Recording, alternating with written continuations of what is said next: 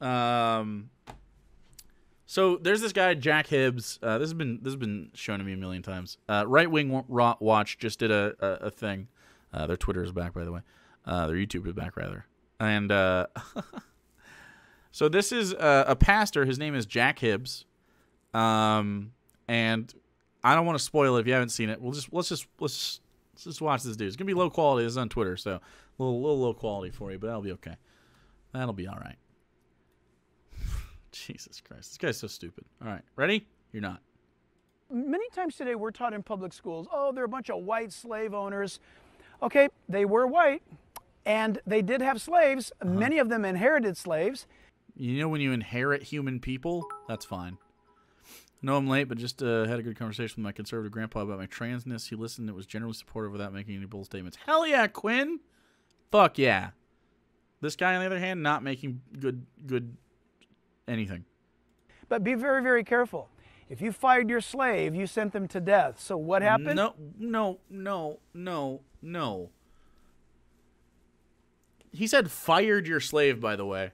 Did he mean to say that? Did he mean to say freed? Be careful.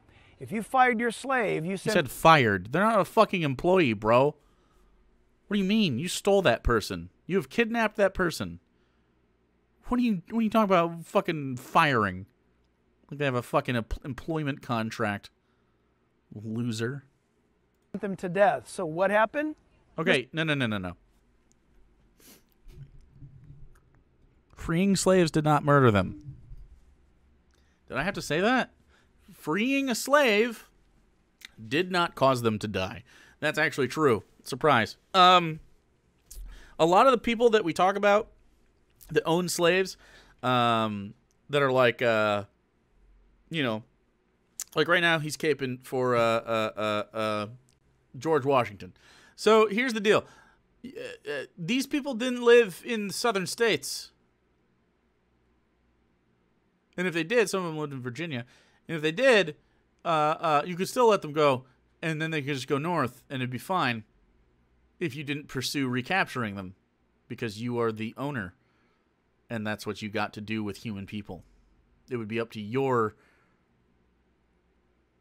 jurisdiction. Now, you've seen 12 Years a Slave, probably, which is just Oscar bait tragedy porn, but in it is a truth where you know, black folks would be kidnapped and sent back for slavery or whatever, which did happen, but wasn't certain death.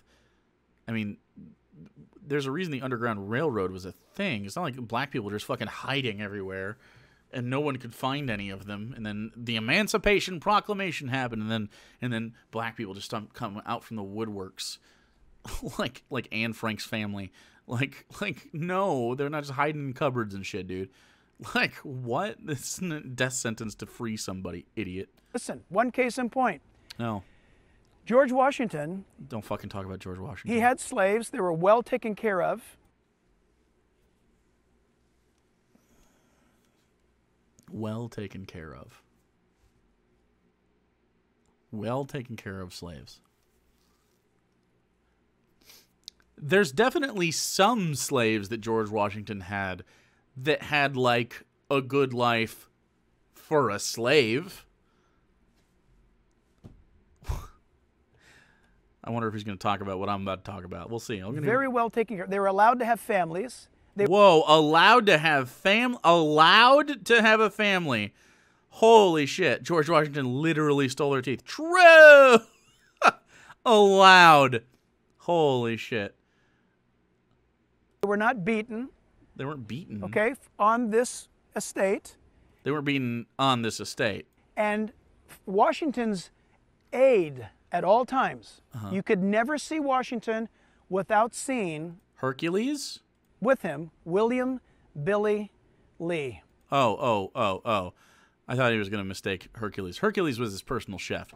Let me tell you, he's going to talk about William Billy Lee. Who fucking cares? Okay? He was still a fucking slave, dude. You owned him. So here's the thing about George Washington, which is really fucking dumb, okay? So if you don't know anything about George Washington, if you don't know anything about American history, you're going to learn a lot right now. You're never going to forget this. I swear to God.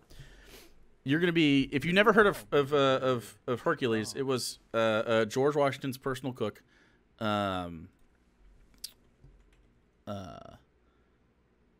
It was his name was Hercules Posey. Lomaine, thanks so much for the 6 months. I'm trying to get a picture of him. This is not a confirmed picture of Hercules Posey, but this is what people think it might be. Like, there's a good chance it might be. Hercules Posey was a renowned chef, and there's a lot that goes into this story, and I'm going to tell you as much of it as I can recall. I might fuck it up a little bit, but thank you, Artivine. So, if you haven't heard this before, Hercules Posey was the personal chef of George Washington, and George Washington would travel with Hercules because he was so well renowned for his good cooking. Have you ever had macaroni and cheese, chat? The reason macaroni and cheese is a popular dish in the United States is because of Hercules Posey. And that is not, I'm not making that up. He literally, in the Mount Vernon kitchens, popularized a very rustic style of basically noodles, butter, cheese, mix it together, and there you go. You have to throw away your mac and cheese. No, what? No. This is a beautiful heritage story. Sitting Cow, why are you a dumb piece of shit? So, anyway, sorry, going to bat for mopping the whole time. So, as far as the as far as stuff like that, so George Washington would take Hercules with him places, so he would basically entertain George Washington's guests. Right? It became an event to eat this man's cooking.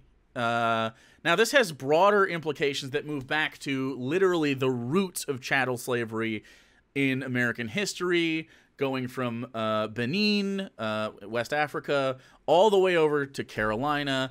The introduction of black individuals forced to... Have you heard of Carolina Gold, the rice?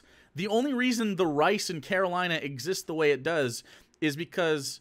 white people didn't have a knack for, it wasn't part of our culture to grow rice. However, African rice and the culture of growing rice in Africa is incredibly integral to the fabric of the farming and sort of agricultural life, especially during the time of chattel slavery, right? So culturally speaking, black people just knew how to grow rice better. And so a lot of people think of like cotton and tobacco and sugar. The initial reason for slavery was rice, and a lot of people don't really know that. Carolina Gold specifically, and so it's just a vast in like the okra, for example.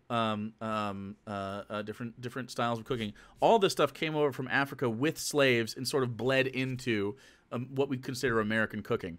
It's not an understatement to say like when black groups talk about like black excellence or something, and how they basically are culture influencers in America, and that's 100% true, obviously, with the music and fashion and fuck our fucking vocabulary. I mean, a lot of trend setting out of black communities. Food is not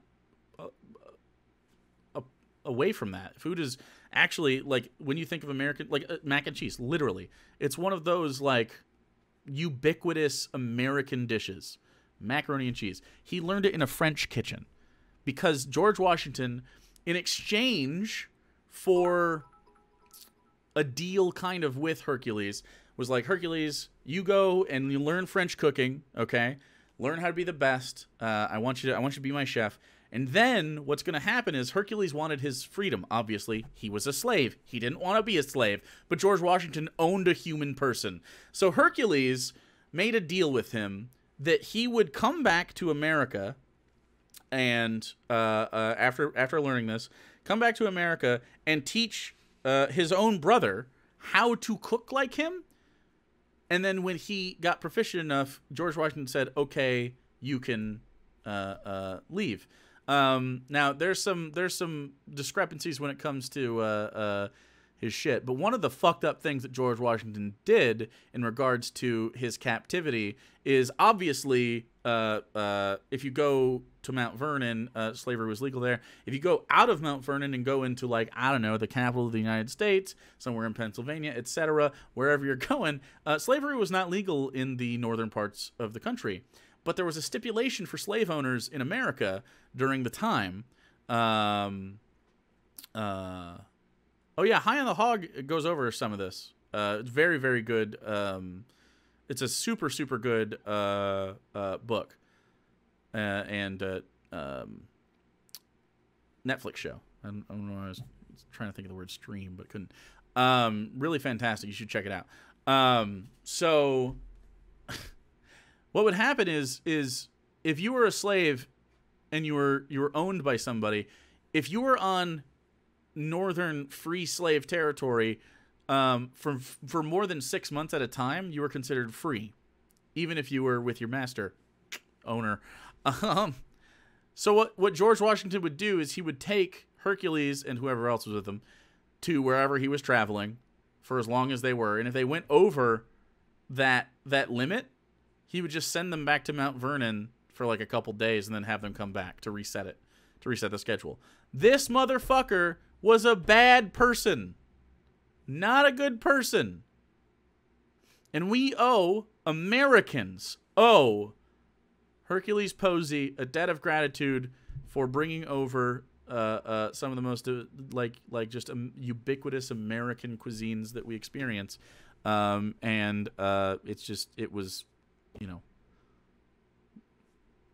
he's just deleted from history books. You don't hear about him. Yeah, really fucked up. Also, he ended up dying, I believe, in New York or something, and he had he changed his name a little bit to avoid being recaptured, and then there was something that happened, and I can't quite remember.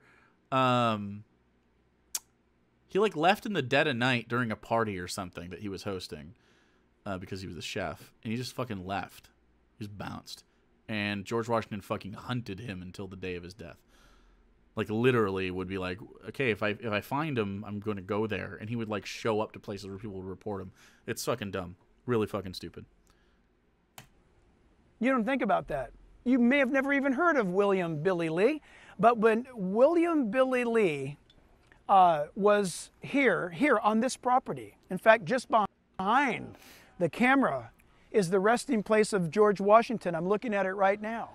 When George Washington died, according to Washington's will, William Billy Lee was released with documentation to prove it, and half of Washington's wealth was given to William Lee. Wow. When's the last time you heard that? Well, I guess that makes up for it then. If you want more information on that, I suggest looking it up. High on the Hog does go through. High on the Hog. No, he made a deal with George Washington to set him free. I don't know if that ever came to fruition. He did make a deal though. He basically was like, I'll train my brother for freedom, and I don't know if it ever happened. There's some fucky history there because it's hard to nail down these types of things when people didn't have human rights. You know what I mean? So it's that's why we don't even know what he looked like necessarily. So it's a little fucky wucky as far as the timeline.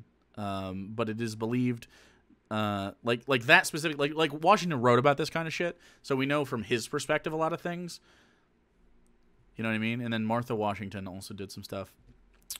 People would write to them about witnessing Hercules. It was a diplomat that he had eaten at Mount Vernon before, if I recall correctly, that reported to the Washington estate, which I believe was Martha at the time, because I think George had been dead at this point, reported to her that Hercules had been seen in New York. And then he ended up dying there after they couldn't find him, which is fine. But, Washington ate a diplomat? Is that what I said? I don't think so. Did I misspeak? I don't think so, man. So this old guy's clearly in favor of reparations. I mean, reparations make so much sense. I don't know,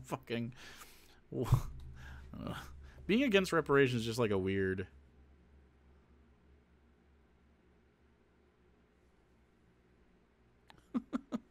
Just a weird fucking way to be.